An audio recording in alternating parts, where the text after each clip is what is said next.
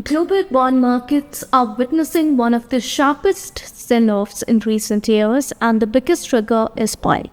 Brent crude prices have surged above $110 per barrel as geopolitical tensions in the Middle East continue to intensify.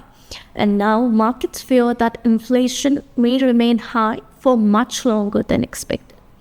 Welcome back everyone. In today's video, we will break down why the bond yields across the US, UK, Europe and Japan are rising sharply, and what this means for the currencies, central banks and global financial markets. Let's start with United States. The US 10-year Treasury yield has climbed to nearly 4.63%, while the 30-year yield has crossed 5.15%. Rising yields indicate that investors are demanding higher returns as inflation risks and fiscal concerns increase.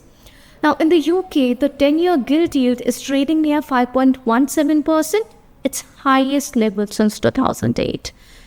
And both the Germany and Japan are also witnessing multi-year highs. So why are markets reacting this aggressively? The answer is simple.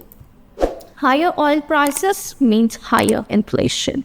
Now, when energy costs rise sharply, the transportation, manufacturing and consumer prices also move higher.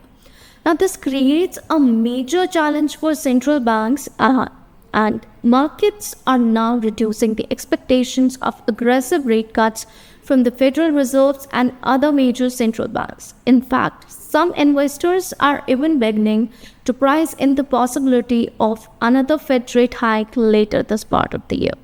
For currencies, the environment is supporting the US dollar, while the oil importing economies such as India, Japan and Eurozone remains vulnerable due to imported inflation and widening trade deficit. Going forward, the markets will closely watch crude oil prices, Middle East developments, inflation data, and central bank commentary from major economies. Because if oil prices continue to rise, the global bond yields could remain elevated and volatility across the forex and equity markets may intensify further. Thank you and stay tuned for more updates.